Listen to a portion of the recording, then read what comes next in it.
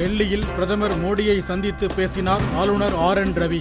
தமிழக அரசியல் விவகாரங்கள் குறித்து ஆலோசனை என தகவல். வன்னியர் இடஒதுக்கீடு சட்டத்தை நிறைவேற்ற கோரி பூவிருந்தவள்ளி, வேலூர், திருச்சி உட்பட தமிழகம் முழுவதும் பாமகவினர் போராட்டம். தமிழ்நாடு வளர்ச்சியடைவதற்கு சாதிவாரி கணக்கெடுப்பு நடத்தப்பட வேண்டுமென தமிழக அரசுக்கு அன்புமணி வலியுறுத்தல். சபரிமலை ஐயப்பன் கோவிலில் நேற்று ஒரே நாளில் 1,06,000 பக்தர்கள் வழிபாடு நடத்தியுள்ளதாக கோவில் நிர்வாகம் தகவல்.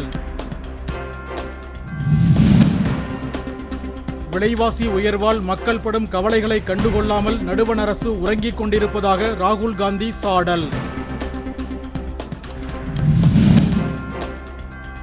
தந்தை பெரியாரின் 51வது நினைவு நாளையொட்டி தைலாபுரத்தில் உள்ள அவரது சிலைக்கு பாமக நிறுவனர் மருத்துவர் ராமதாஸ் மரியாதை. குமரி மாவட்டம் தோவாளை சந்தையில் பூக்கள் விலை உயர்வு. 1 கிலோ மல்லிகை 2,800 ரூபாய்க்கு விற்பனை.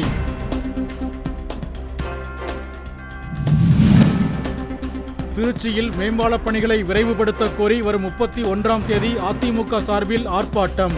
எடப்பாடி பழனிசாமி அறிவிப்பு. வங்கக்கடலில் தமிழகத்தை நோக்கி நகர்ந்த காற்றழுத்த தாழ்வு பகுதி வலுவிழக்க வாய்ப்பு. வானிலை நடுவம் தகவல். ஈரானில் ஹமாஸ் அமைப்பின் தலைவர் ஹனியே இஸ்மாயிலை கொன்றது தங்கள் நாட்டு இராணுவம்தான் என இஸ்ரேல் ஒப்புதல்.